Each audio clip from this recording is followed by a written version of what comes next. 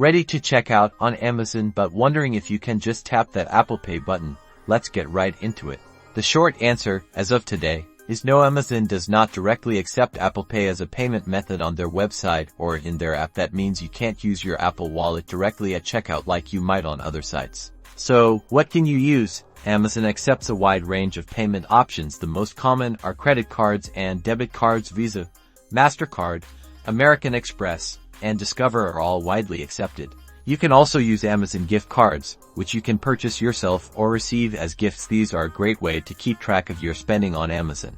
Another option is the Amazon Store Card. This card often comes with special financing offers and rewards for Amazon purchases, if you want to consider that. While you can't directly use Apple Pay, if you have a credit or debit card added to your Apple Wallet, you can simply enter that card's information directly into the Amazon checkout. It's essentially the same card, just bypassing the Apple Pay intermediary.